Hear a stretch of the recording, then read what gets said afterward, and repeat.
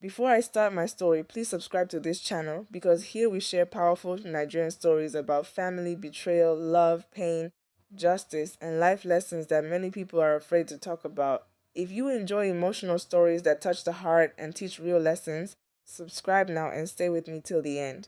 My name is Adaeze Okonkwo. I am the first daughter of my father, late Chief Emmanuel Okonkwo of Umori village, near Awka in Anambra State.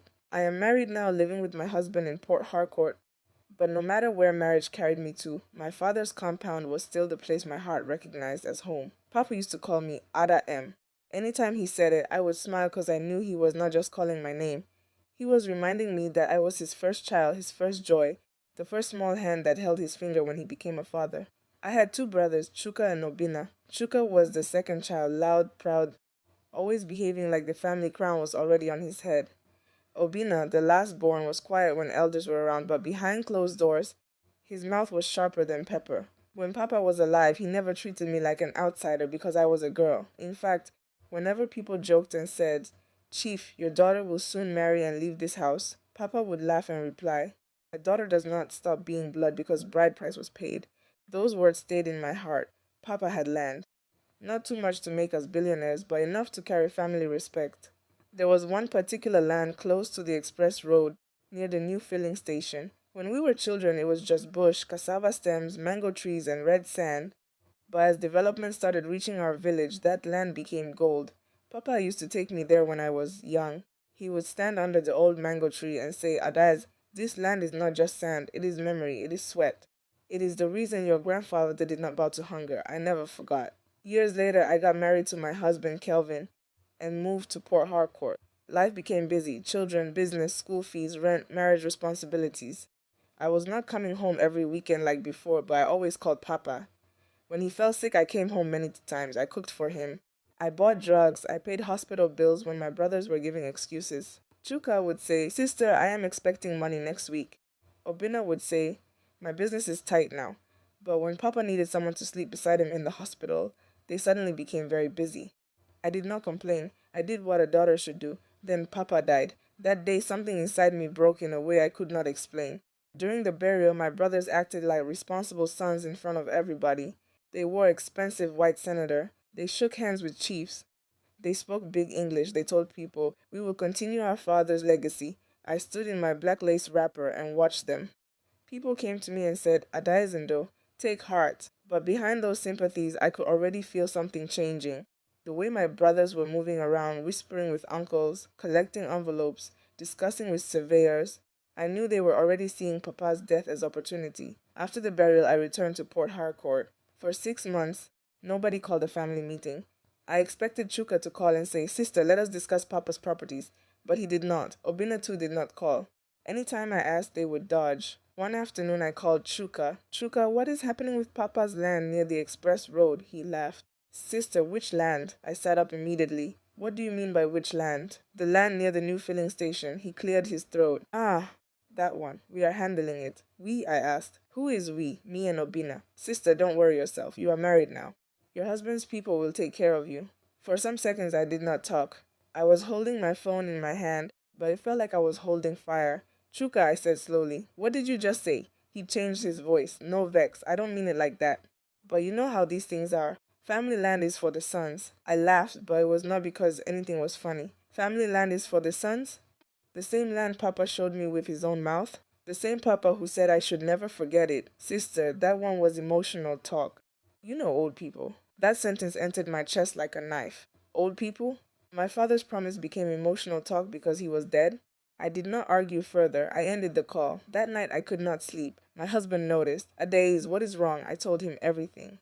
Kelvin was calm, but I saw anger in his eyes. He said, "Don't fight them blindly. Go home, ask questions, gather facts." So 2 weeks later, I packed a small bag and traveled to the village. As the bus entered Oka and later turned toward our village road, memories began to press my chest.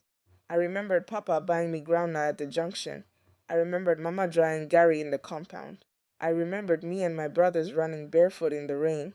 But when I reached home, the compound did not welcome me the way I expected. The gate was open. Two strange men were measuring something at the side of the house. A cement block had been placed near the entrance. The old mango tree beside Papa's small barn had been cut halfway. I came down from the motorcycle slowly. "Who are you people?" I asked. One man looked at me. "Madam, good afternoon. We are working for the buyer." My ears started ringing. "Which buyer?" He pointed toward the express roadside. "The man that bought this family land. They said construction will start soon." For a moment, I could not move. I looked toward the land. The same land Papa told me never to forget. The same land where he held my small hand and told me our family history. My brothers had sold it, without telling me, without calling me, without even pretending that I mattered. I carried my bag and walked into the compound. Chuka was sitting under the veranda, drinking malt like a king. Obina was beside him, pressing his phone. When they saw me, their faces changed. Chuka forced a smile. "Ah, sister, you did not tell us you were coming." I dropped my bag on the floor. "Because you did not tell me you were selling Papa's land." The whole compound became quiet. Obina stood up. "Sister, calm down. Don't start shouting." I turned to him. "You sold our father's land and you are telling me not to shout?" Chuka leaned back, pretending to be mature. "Adaeze, this matter has been settled." "Settled by who?" "By the men of the family." I looked at him properly. "The men of the family?" He nodded. "Yes, you are married. You belong to another family now." I smiled. It was the kind of smile that comes when pain has passed ordinary crying. I said, "Chuka, say it again. Say it well so Papa can hear you from his grave." He stood up angrily. "Don't bring Papa into this. We are his sons." I stepped closer. "And I am what, a visitor?" Nobody answered. That silence told me everything. Then Obina made the mistake of saying the words that changed the whole story. "Sister, even if you go anywhere, your name is not on any document." I turned slowly. "What did you say?" He looked away. Chuka shouted, "Obina, keep quiet." But it was too late. My name was not on any document. That meant they did not just sell the land. They had erased me first. And at that moment, I knew this was no longer ordinary family misunderstanding. This was betrayal with planning. What I found out next made even the elders of our village bow their heads in shame. That evening, I did not eat. My Auntie Ngozi, came from the next compound when she heard my voice. She met me sitting on the wooden bench beside Papa's old room. "Adaeze?" "My daughter," she said softly. "What happened?" I told her everything. She sighed deeply and sat beside me. "My daughter, I warned your father before he died. I told him to put everything in writing clearly. But you know your father. He trusted his children too much." I looked at her. "Auntie, did Papa ever say I should not get anything?" She turned sharply. "God forbid! Your father never. In fact, he used to quarrel with your brothers whenever they spoke like that." My heart tightened. "So why are they doing this?" Auntie Ngozi looked toward the veranda, where my brothers were still talking in low voices. "Because they think marriage has removed your mouth from your father's house." I slept in Papa's room that night. Not because it was comfortable, but because I needed to feel close to him. His old wooden wardrobe was still there. His walking stick leaned beside the wall. His Bible was on the small table. The room smelled like dust, old clothes, and memories. Around midnight, I woke up and sat on the bed. I remembered something. Before Papa died during one of my hospital visits, he had told me, "Adaeze, if anything happens, check my old metal box. There are things your brothers don't know." At that time, I thought he was talking about family pictures or burial clothes. But that night, the words came back clearly. I stood up and searched under the bed. Nothing. I checked behind the wardrobe. Nothing. Then I remembered that Papa used to keep old things in the ceiling space above the passage. When we were children, he called it "where thieves cannot bend their neck." The next morning, before anyone woke up, I dragged the chair to the passage and climbed. Dust entered my nose, cobweb touched my face, but I kept searching until my hand touched cold metal. I pulled out an old blue metal box. My heart began to beat fast. The box was locked. I searched Papa's drawer and found a bunch of old keys wrapped in a handkerchief. The third key opened it. Inside the box were old receipts, survey papers, land tax documents, photographs, and one brown envelope with my name written on it. "Adaeze." My hand started shaking. I opened it. Inside was a handwritten note from Papa. "My daughter, if this paper ever reaches your hand, it means I am no longer able to speak for myself. You are my first child. Nobody should remove you from what I suffered to build. The land near the express road is for all my children, including you. Do not fight with anger. Fight with truth." Tears dropped on the paper. I pressed it to my chest and cried quietly. For the first time since Papa died, I felt like he was still protecting me. Inside the same envelope was a copy of an old family agreement Papa wrote after Mama died. It had his signature, Auntie Ngozi's signature as witness, and the signature of one elder, Elder Okafor, who was still alive. There was also an old survey plan, and on that survey plan, Papa had written in red ink, "To be shared among my three children, Adaeze, Chuka, Obina." I sat on the floor and stared at it. My brothers had said my name was not on any document, but Papa had put my name where it mattered. Not in their new document, in the original one. That morning, I did not confront them immediately. I took pictures of everything. I called my husband. Then I called a lawyer in Oka, a woman named Barrister Adaeze. She listened carefully and said, Madam, do not release those original documents to anybody. Bring copies to my office. By 10 a.m., I told my brothers I was going out. Chuka blocked me near the gate. Where are you going? I looked at him. To greet someone. Which someone? I smiled. Since I am only a visitor here, I don't think I need permission. His face hardened. When I got to Barrister Amaka's office, she studied the papers and shook her head. Your brothers have a problem. I leaned forward. What kind of problem? She said. If they sold family land while hiding the interest of another beneficiary, and if the buyer did not confirm proper consent, the sale can be challenged, especially with these documents and witnesses. My chest opened a little. So they cannot just erase me? She looked at me firmly. Nobody can erase you because you are married. Those words almost made me cry again. She advised me not to fight in the compound. She said the first step was to call a family meeting with elders, the buyer, my brothers, and witnesses. If they refused, then we would proceed legally. I agreed. When I returned home that afternoon, my brothers were waiting. Obina shouted first. Where did you go? I ignored him and entered Papa's room. Chuka followed me. Adaeze, don't bring trouble to this family. I turned. Trouble came the day you sold what did not belong to only you. He laughed. What will you do, go to court? You want to disgrace your family because of land. That one touched me. I moved close to him and said quietly, Chuka, when you were selling the land behind my back, were you not disgracing the family? His mouth closed. That evening I went to see Elder Okafor. He was old now, but his mind was still sharp. When I showed him Papa's note and the agreement, his eyes became wet. Your father made this because he feared this exact thing, he said. I asked Elder, will you speak if meeting is called? He held my hand. I will speak. Truth does not retire. The meeting was fixed for Saturday. By then, the buyer had already heard that there was trouble. His name was Chief Benson, a businessman from Nollywood. He came with his own lawyer because he had already paid my brothers a large sum of money. That Saturday, the compound filled with people. Elders sat under the canopy. My uncles came. Auntie Ngozi came. Elder Okafor came with his walking stick. My brothers sat together, wearing anger like expensive clothes. Chief Benson sat quietly, observing everybody. I sat alone, not because I had nobody, but because sometimes when truth is standing with you, you don't need noise. The eldest uncle, Uncle Patrick, opened the meeting. We are here because Adaeze said her brother sold family land without her knowledge. Chuka, you are the first son. Speak. Chuka stood. He spoke smoothly. Uncles, elders, I respect everyone here. After Papa died, we had responsibilities. Burial debt, compound repairs, family needs. So we decided to sell the express land. Adaeze is our sister, yes, but she is married. Traditionally, she cannot control her father's land when sons are alive. Some elders nodded slowly. My stomach turned. Then Obina added, and there is no document saying she owns anything. That was when I stood up. My voice was calm. Uncles, elders, my brothers have spoken. I will not shout. I will only show what Papa left. Chuka's eyes changed. I opened my file and brought out copies of the documents. First, Papa's handwritten note, then the old family agreement, then the survey plan, then the land tax receipts. Then a picture of Papa standing with all three of us on that land when we were younger. I passed the papers to Uncle Patrick. As he read, his face changed. He passed them to Elder Okafor. Elder Okafor cleared his throat and said, I witnessed this agreement. Emmanuel Okonkwo said this land was for all his children. He said Adaeze must not be cheated because she is a daughter. The compound went silent. Chuka stood suddenly. This paper is old. I looked at him. Papa is also old now in the grave. Does that make him useless? Nobody laughed. Chief Benson's lawyer collected the documents and studied them. Then he whispered something to Chief Benson. Chief Benson leaned forward and asked my brothers, when you sold this land to me, did you tell me your sister had interest in it? Chuka did not answer. Obina looked at the ground. Chief Benson's face became hard. So you people wanted to sell me problem? That was the first time I saw fear enter my brother's eyes.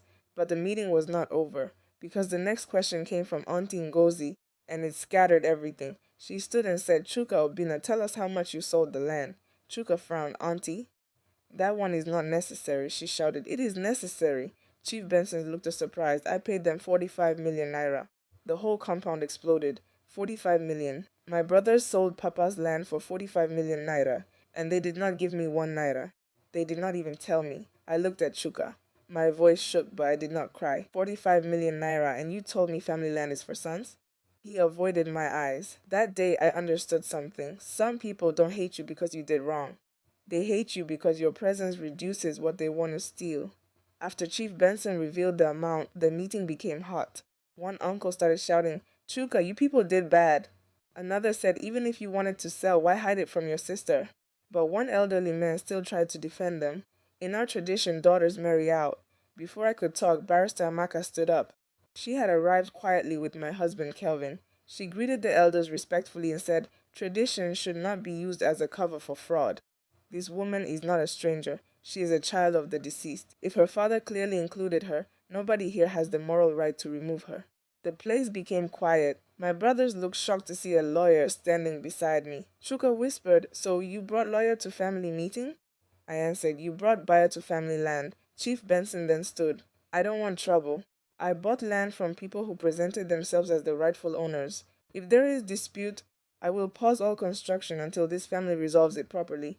But if I discover they deceived me, I will recover my money. That sentence shook my brothers more than anything, because by then most of the money was already gone. Chuka had bought a car. Obina had opened a boutique for his girlfriend in Asaba. They had shared my father's sweat like boys sharing groundnut. Now the buyer wanted accountability. Uncle Patrick asked me, Adaeze, what do you want? Everybody looked at me. That question was heavy. Because truthfully, part of me wanted revenge. I wanted them disgraced. I wanted police. I wanted court. I wanted them to feel exactly how they made me feel. But then I remembered Papa's note. Do not fight with anger. Fight with truth. So I stood up. I want three things, I said. One, I want this family to recognize publicly that I am Papa's daughter and I have a rightful share in what he left. Nobody spoke. Two, I want my share of the land sale calculated and paid. Not as gift, not as pity, as my right, Chuka swallowed. And three, I want my brothers to apologize to Papa's memory, because they did not just cheat me.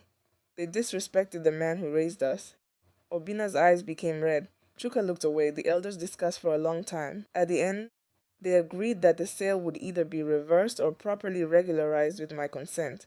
Since Chief Benson still wanted the land and I did not want a long court battle, Barrister Amaka negotiated that my rightful share be paid directly to me, with an additional written family agreement recognizing me in all remaining family property. My brothers resisted at first. Chuka shouted, where do you expect us to get the money? I looked at him calmly. The same place you expected me to get respect after you erased me. That one entered him. For the first time since the meeting started, Obena began to cry. Sister, forgive us. We thought since you are married, you would not push. I stared at him. You thought I would keep quiet. He nodded. I said, that is the problem. You did not think I was weak. You were counting on my silence.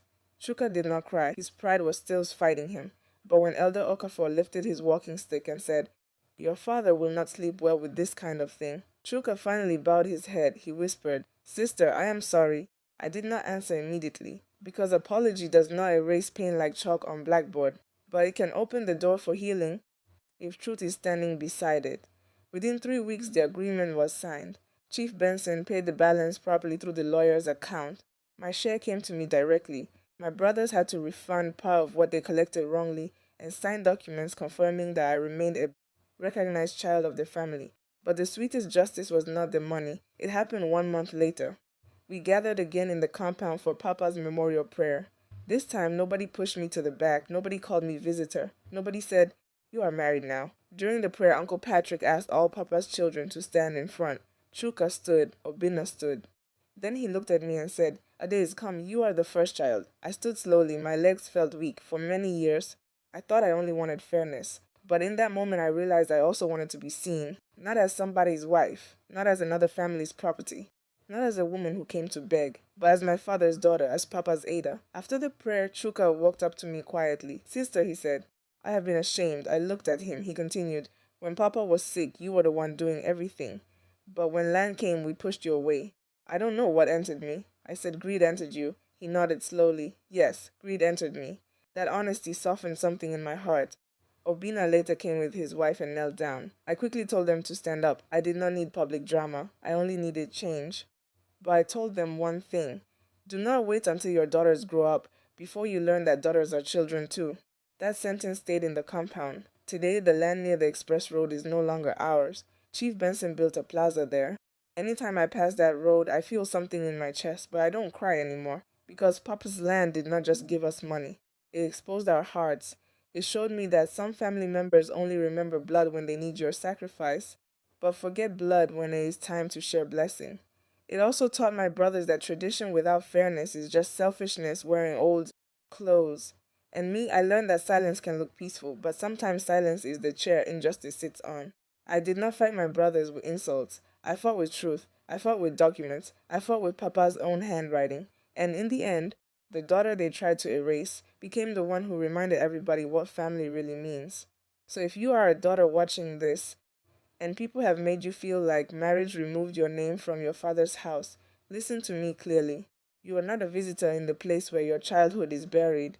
You are not a stranger to the father who carried you. You are not greedy for asking to be treated fairly. A daughter is also blood. If this story touched your heart, please subscribe to this channel, like this video, and share it with someone who needs to hear this message. And before you go, tell me in the comments where you are watching from. Are you watching from Lagos, Abuja, Port Harcourt, Anambra, Edo, Delta, Enugu, or outside Nigeria? Also comment this sentence. A daughter is also blood. Your comment may encourage another woman who has been treated like a stranger in her own father's house